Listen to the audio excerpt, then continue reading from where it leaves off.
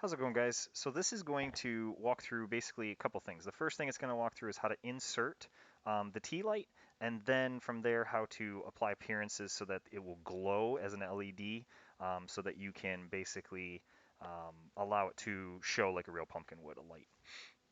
So we're going to go into the data panel here. And what I would recommend doing is, you go all the way back home or basically engineering design, whatever the folder name that you gave it. I'm going to give the example of the engineering design folder.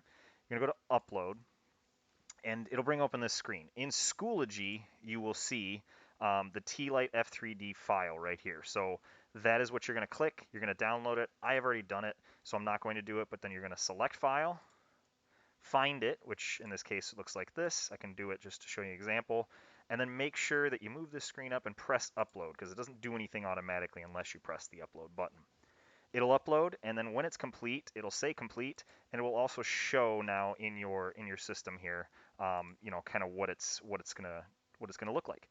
Eventually it will. It might not do it automatically, but then all you have to do is literally drag, drop it in. It'll take a second, and as you can see now, I have some options to move it around.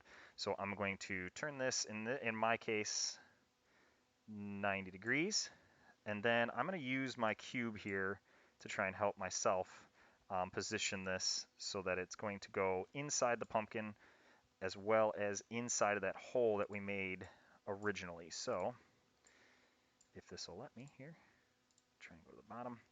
And so I'm going to move this around and get it as close as I humanly possibly can to center. So go to bottom, zoom in, and again, this doesn't really have to be perfect.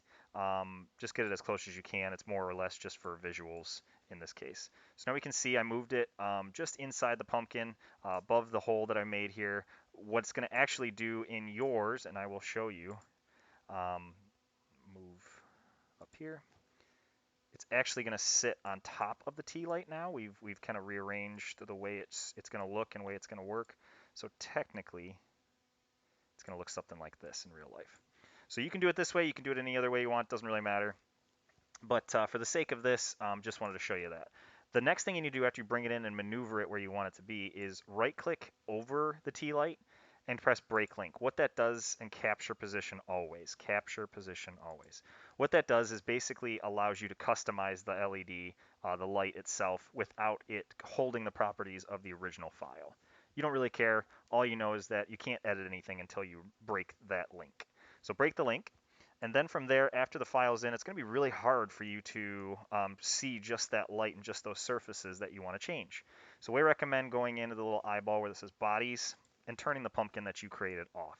That leaves just the light, and now we can maneuver with this. If you look over here, you'll see the tea light and its bodies oriented down below. Number two, the body, is all of the actual light that you want to emit. So I'm going to right click, and I'm going to go to appearances.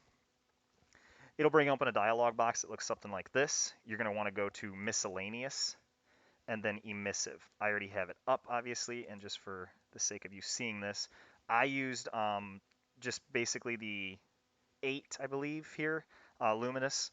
And all you got to do is literally pull, drag, drop, and that's it. Then you can bring your bodies back, you can bring your whole pumpkin back, do whatever you need to do. But what it's going to do is when you guys render it, that lighting effect, and again, even if I show you real quick, in rendering, it will not do it immediately. You have to adjust the lighting and do that kind of stuff within the other video that we showed through this scene settings. But we make it dark enough and we do what we need to do. When we do render it, eventually, and let's see if it crashes on me or not, eventually what you'll see is it eventually glowing through the pumpkin as it would in reality. So I hope this helps. If you need me or have any questions, just ask your teacher. Thanks.